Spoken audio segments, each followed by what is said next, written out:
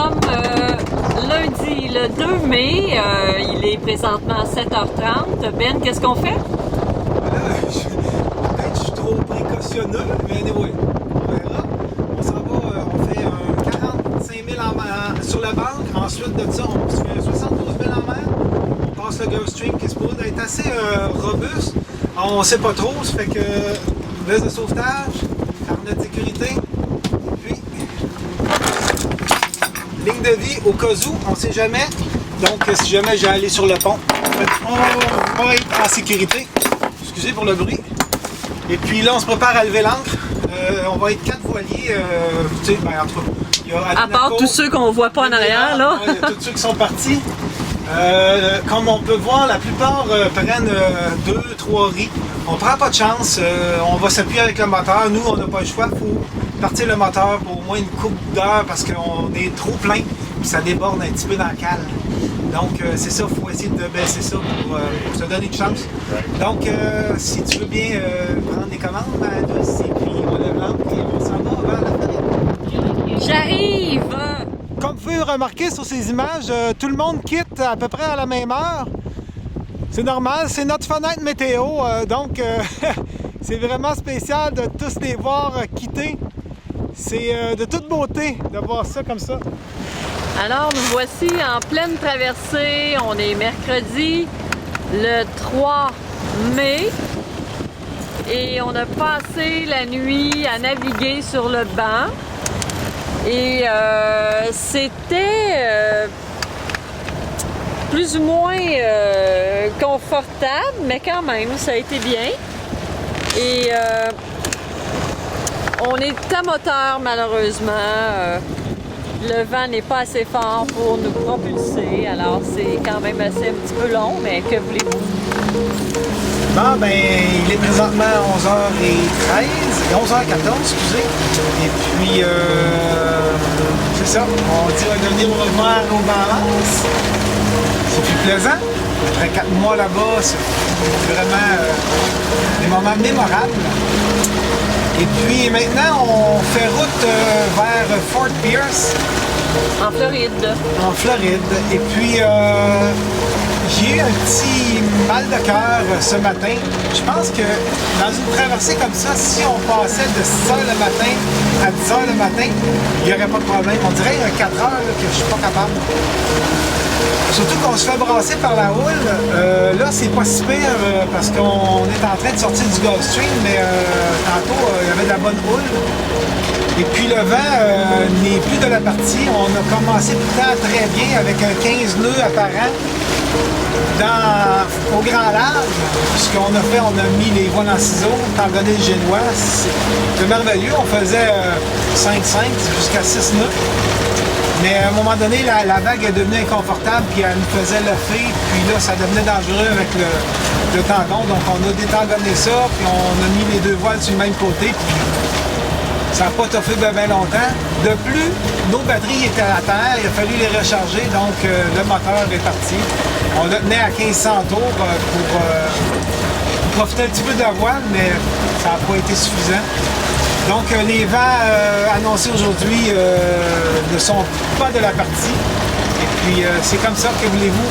La météo est une science très approximative, je crois. Donc, voilà.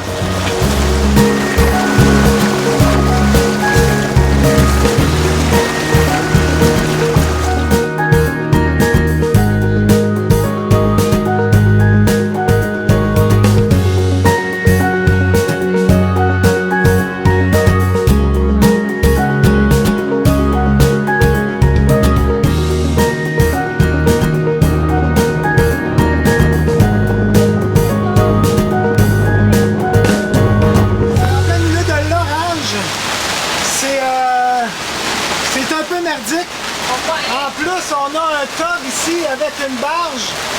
On voit rien du tout en avant. C'est un peu bordélique, mais bon, que voulez-vous, c'est la vie. On fait ce qu'on peut. Et puis Sylvie, elle m'envoie la main, je ne sais pas pourquoi. On fait attention. Il y a beaucoup d'éclairs et d'orages dans l'air. On a eu du 42 nœuds de vent. C'était bon. j'avais de la difficulté à tenir le bateau face au vent. Il a fallu qu'on recule, c'est-à-dire on avançait par en arrière. Alors voilà, c'est cela. C'est tout ce que je voulais faire. OK, bye! Alors de Fernandina Beach à Charleston, si tout va bien, ça devrait prendre 30 heures de navigation. C'est ce qui nous ferait passer la Georgie. Parce que la Georgie, c'était un petit peu pénible à naviguer de l'intérieur. Bonjour! Ça faisait longtemps que j'avais fait un petit film comme ça. Donc, on est présentement dans la Waccamaw River. Et je sais pas si vous pouvez entendre juste ici. Et voilà. C'est un faucon, je crois.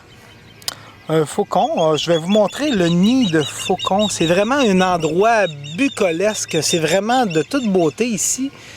Waccamaw River. Donc ici,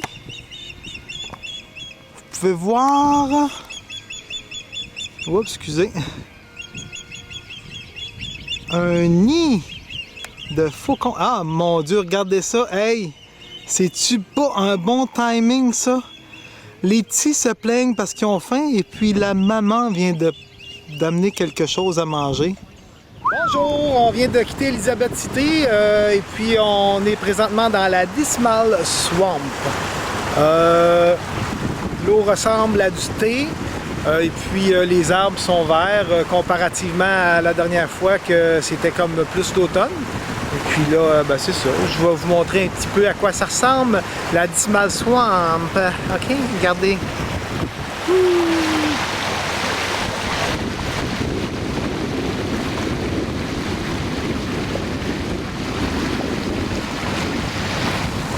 Fait que c'est ça, en gros là, c'est ça. Fait que je vais faire d'autres petites images ici, là. Je vais vous montrer la coque avec l'eau qui défile en avant. Et c'est ça. On est sur la fin. C'est plate, mais c'est la vie. Bon, le drapeau québécois et le drapeau américain. N'est-ce pas wonderful?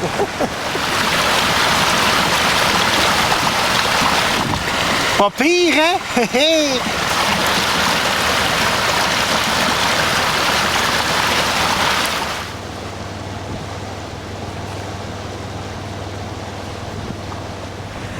Ici, c'est le premier pont qu'il faut traverser pour se rendre à Baltimore, excusez-moi. Et puis, vous pouvez apercevoir, je ne sais pas, à cause du smog, peut-être qu'on n'aperçoit pas très bien, mais on peut apercevoir la ville juste derrière le pont. Donc, on s'en va s'ancrer complètement dans le fond, juste dans le centre-ville. Il paraîtrait que c'est très beau. Il y a des belles promenades, des restos, des magasins, un peu de tout finalement. Donc, Baltimore, attention, nous voilà.